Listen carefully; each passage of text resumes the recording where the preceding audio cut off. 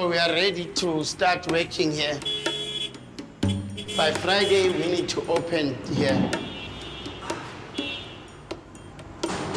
Yes, I do believe in capitalism, that if you work hard, then you need to benefit. Yes, I think capitalism is slavery. To be poor means to be a beggar, to be always asking.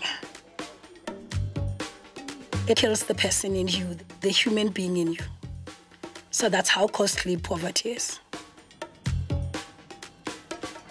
Being poor is difficult. When I'm climbing the ladder, things can happen, things go wrong, and then a couple of rungs of the ladder can get broken, and you fall down to the bottom again, so you've got to start climbing again. I think everybody has a chance, and it's been proved time and time again. To sit down and resent somebody who's got more than you, in my book, is unacceptable, because there's no reason that you couldn't be in that place, because you've got every opportunity. Being rich or poor? Is it destiny, luck, or something else entirely? With the gap between rich and poor growing ever wider, how can people continue to see eye to eye?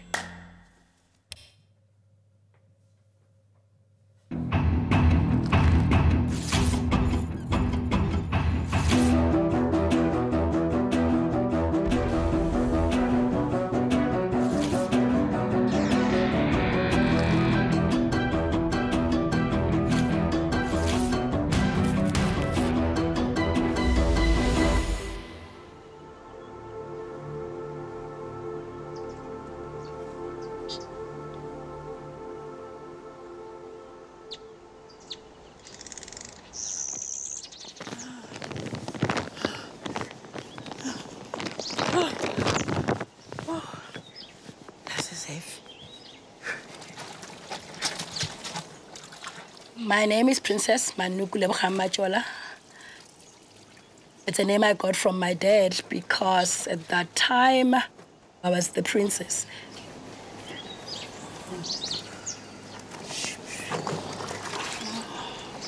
With the work that I do, washing people's laundry and filling out forms, I'm able to pay my rent. At some point, it was bad that I had to sell some of my stuff just to make sure that I have a roof over my head.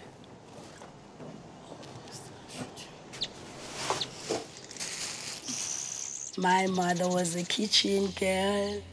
My father was a garden boy.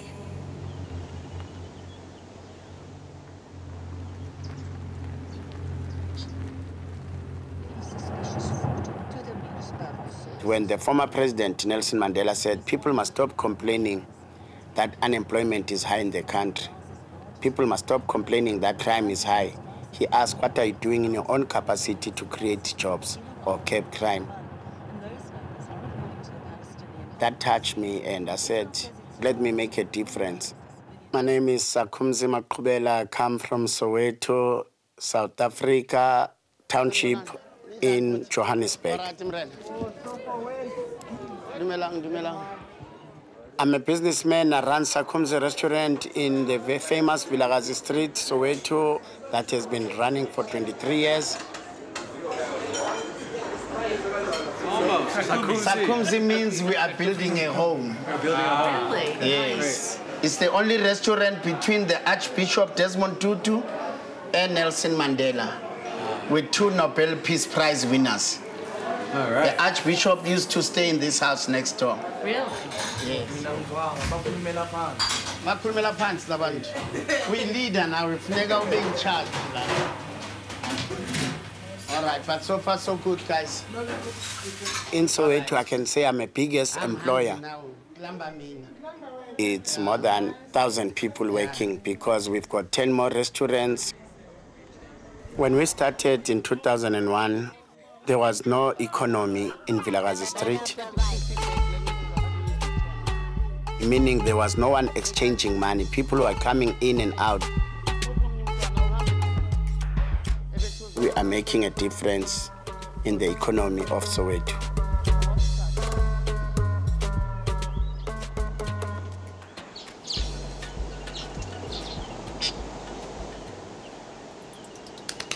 South Africa is one of Africa's most developed economies, yet it's also one of the most unequal countries in the world.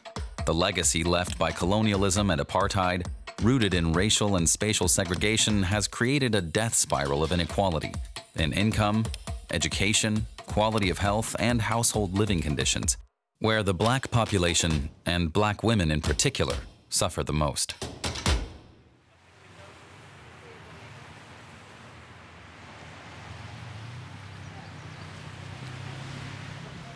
My name is Liz Brewer, and I live in Belgravia. Belgravia is just an area of London. You've got Buckingham Palace nearby. You've got some of the most stately London homes around. I've been to Chelsea or Kensington, but that's only when I'm playing Monopoly. I'm receiving benefits at present. It's about £320 per month, which isn't that much really compared to how much the prices have gone up for different food and drink and whatnot.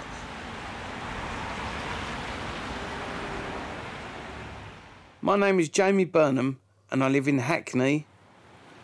I haven't worked for about 5.5 years now.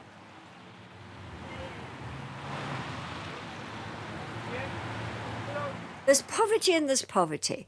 There's people who've got used to not working and being given handouts, and they've liked that lifestyle.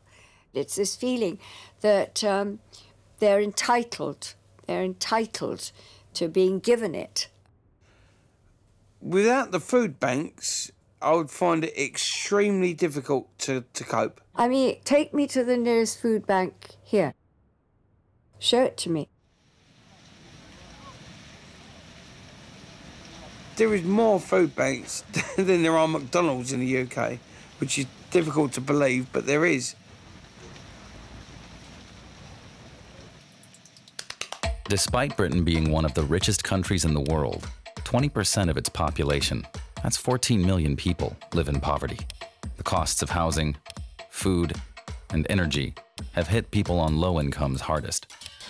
And state benefits have been eroded over the preceding decades, forcing almost 3 million people to rely on 2,500 food banks for survival.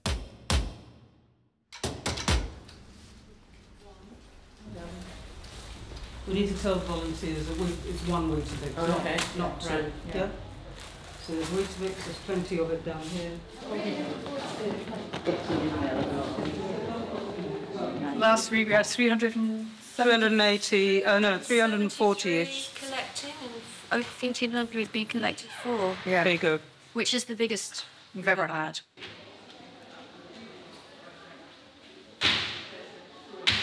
How many people are you collecting for? Oh, just myself. Just yourself, okay. If you go around that way. Thank you. Would you like some milk?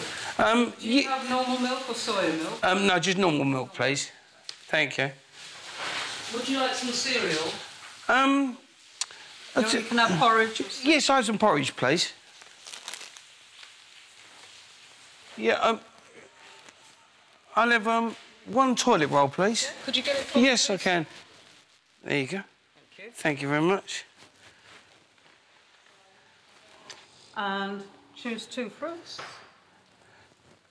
Oh, See, some weeks we have like piles. yeah, it's just... This week this has got to stretch for Yes. people. No, pear, please. And another one? Tangerine or a banana? Tangerine, please.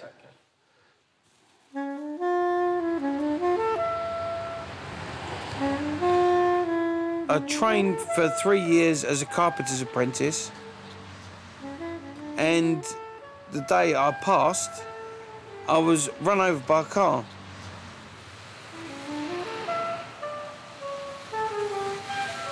And I had to wait 7.5 years being temporarily retired because of the brain injury with no work.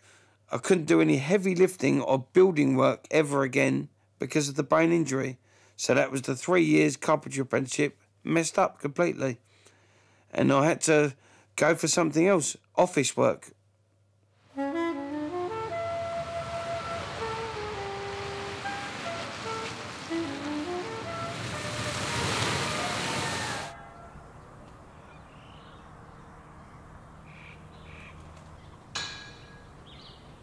Life has been good in the last 10 years.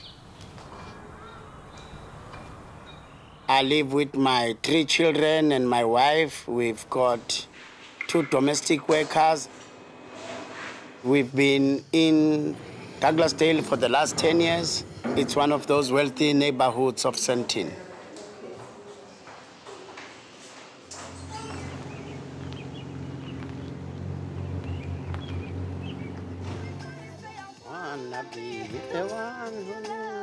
I get to work 7 days a week and I've got crazy hours. I've got a panel beating shop that has been running for 12 years. From my employees, I expect performance from them. When I hire them, I make it clear that I've hired them to make more money. Most of their parents are in jail. Most of their parents are in ship-ins, meaning pubs. I have to educate them, to tell them that they are special, that they are important in this country. So once they know themselves, they are able to perform and look after our clients because at least they love themselves. I grew up with parents who were working, both of them. Loving parents, loving grandparents. In 1985, my parents had a car accident.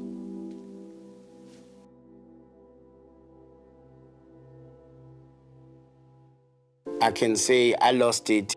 I could not focus very well. I was acting as if I'm happy. But when you don't have love, when you don't know what is life all about, then you become poor.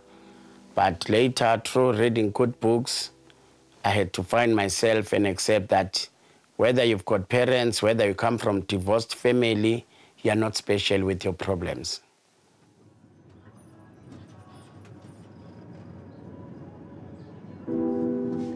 I'm a mother of 4 kids, 3 boys and a daughter.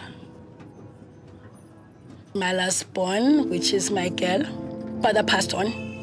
He was actually gunned down in front of his daughter at his parents' home, yeah, just at the entrance.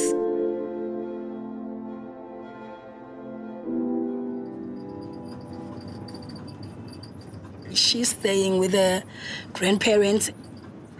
I can't provide money to pay her fees.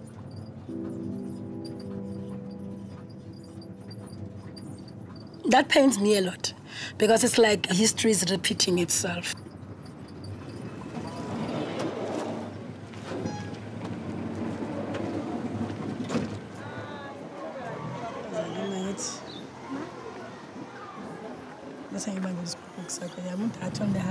I grew up being raised by my grandmother from my maternal side. My parents split up when I was only 4 years old.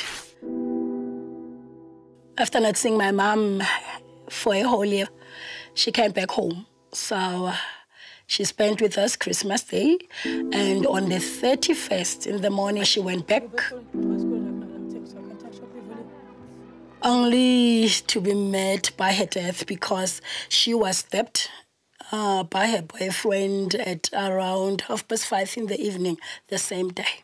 I was only turning 11. And life wasn't the same ever again.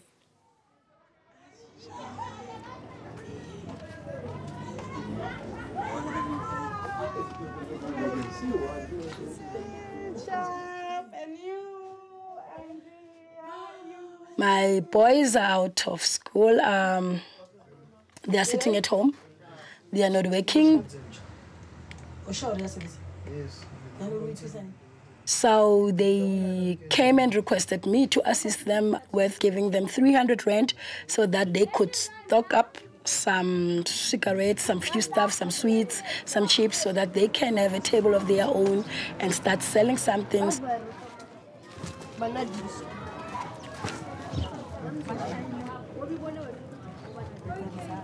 Sometimes they actually use more than their profit. Then I have to make sure that I find money again to invest. So it's a bit shaky.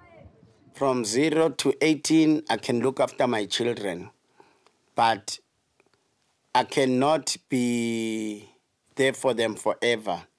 I try by all means to teach them how to earn a living rather than to be entitled, because that is what is happening with most of our people in this country.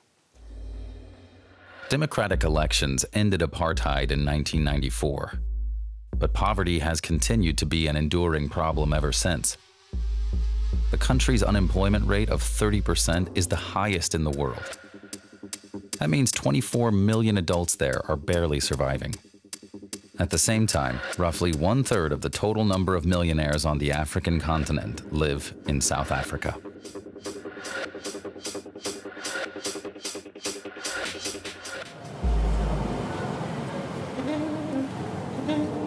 If I don't have the money to go to the laundrette, I can get 3 buses down to my mum's place in South London, and I'll use my mum's washing machine.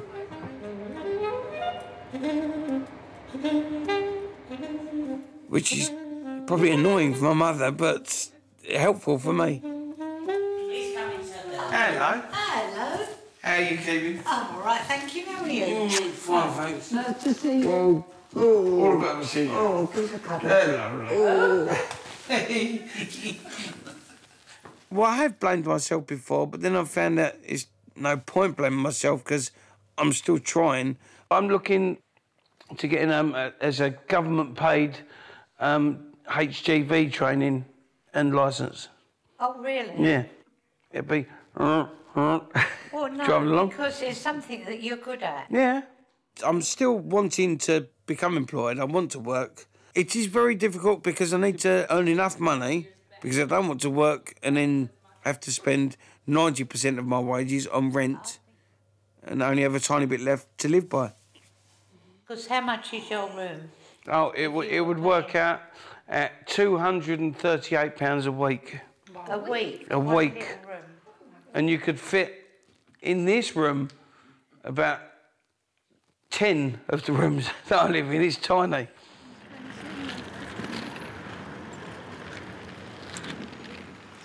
I live in a house which is a 3-bedroom house, but it has been made into 7 different rooms, 7 separate rooms for people to live.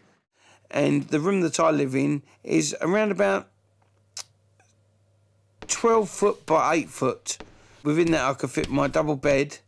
In one corner there is a lavatory, which is very small.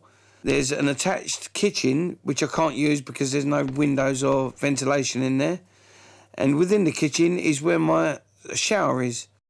It is all paid for by the housing benefit for me, which is lucky for me, definitely.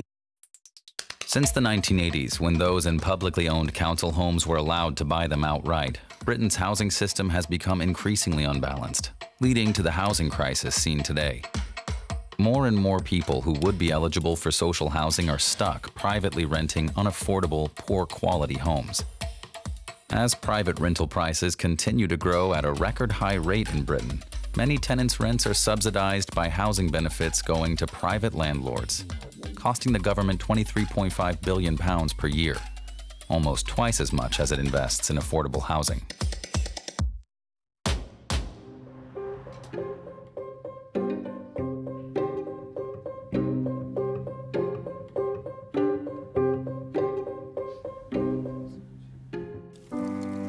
I started off living a very conventional life. I was a debutante, which in those days meant that you were supposed to marry into park gates, as it were. And you were taught everything from how to run a household, how to even make a bed properly. You had to have corners. To this day, I do corners for the bed. Having done the season, I didn't want to get married. How about these? So having run away from home, I went to Portugal and I opened the first discotheque nightclub in the Algarve. It was big news, and so on the opening night, believe it or not, without an airport, 600 people came. There's so much. I mean, this is just one. There is so much. Paul McCartney could come and nobody bothered him. It was an extraordinary time.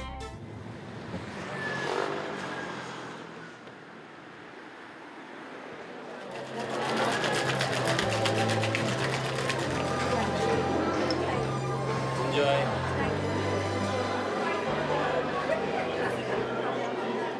I was always arranging parties for these seriously high flyers like Richard Branson, Dame Shirley Bassey, Ivana Trump. She's arrived.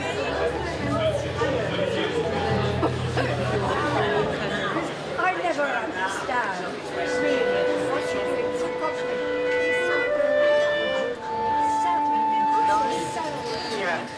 I'm wearing my bling. Oh my God, he's so... Oh, Jamie, more. Lovely. What I really value and appreciate about Mum, she will, just against all odds, make things happen. She works harder than anyone I've ever met, and she's the sort of person that goes into a room and everything's kind of broken and chaotic, and you think, how is this going to work? And then like half an hour later, there's this incredible thing that she's created. Are we just singing in the rain? And it was raining. What's very noticeable is, especially at the moment, there are people who are in this country who have got a lot more than people who've worked very, very hard all their life. What is unfair is a lot of them are not really honouring that position and paying the taxes because they're offshore. They're able to have the advice to be able to keep their money, to keep their super yachts, even though on paper they may be bankrupt. But there they are in the south of France on their yachts and laughing. Wow. Oh, we're in Chinatown. I've been in here in ages. Oh, goodness. We are in Chinatown. Yes. Oh, there it is. I believe this is here. Bye.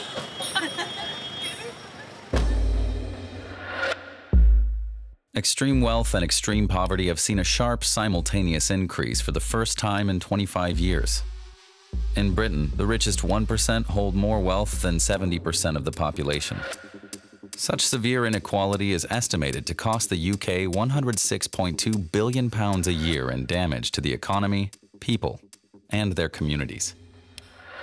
In South Africa, weekly protests rooted in poverty and joblessness are the norm. The country also experiences exceptionally high rates of murder, gender-based violence, robbery, and violent conflict. I've always perceived rich people as arrogant people. And somehow I've been right because majority of the ones I know, they are arrogant and they are miserable. I don't wish to be rich. I just wish to be employed, give me a job that will allow me to live my comfortable life. That's it.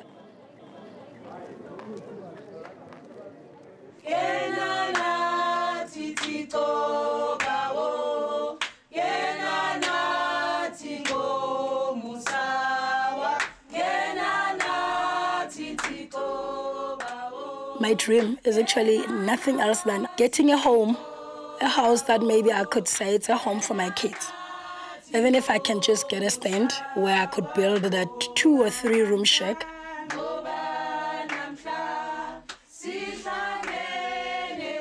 I want when I leave this earth, my kids to know that our mother built this for us, so they will be safe there.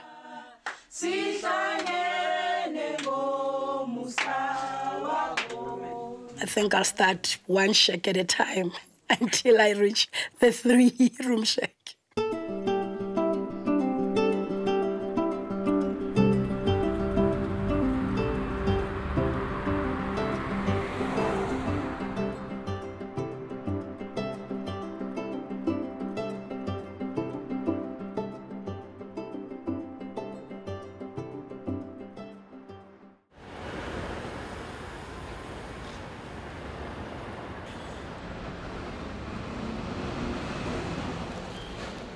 If I go into my volunteer work, I like to go to Sainsbury's close to me, buy a nice cake, a big cake, so I can take it along there so they can serve it for other people, other customers who's turning up there. I think it's a good thing to help.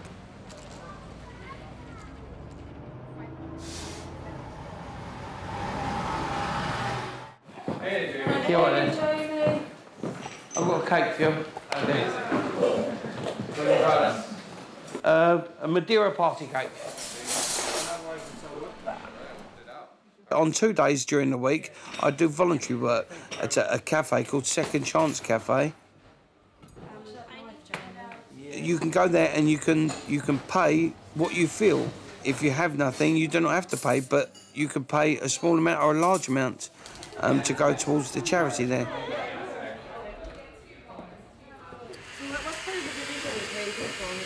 We're open to everybody, so we get a lot of people coming from the food bank so they can pick up food there and then come over here and have a hot meal or vice versa. Yeah. So there's a lot of people from the food bank, but then there's just people in general from the neighborhood. So that's the whole idea, is that you get all sorts of people coming together to chat and share a meal together. We normally wouldn't get to do that.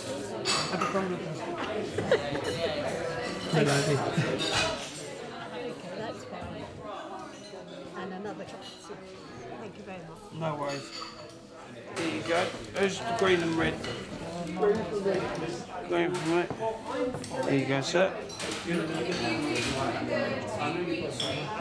Cheers, mate. It cannot be that the rich will always be richer forever. One day there's going to be a revolution in this country that no one will be able to stand if things keep on going the way they are going. People now all want to be the same. They all want to be on a level, which can't happen. I really want to be helpful and useful and have a point. You've got to make it happen. Nobody else is going to make it happen for you. That's up to you. Bravo, bravo, bravo. Bravo. Thank you, Dad. Thank you. Thank you so much. Okay, you're welcome. Thank you, Dasa. Okay, bye. Bye-bye. I hope them answers were okay for you.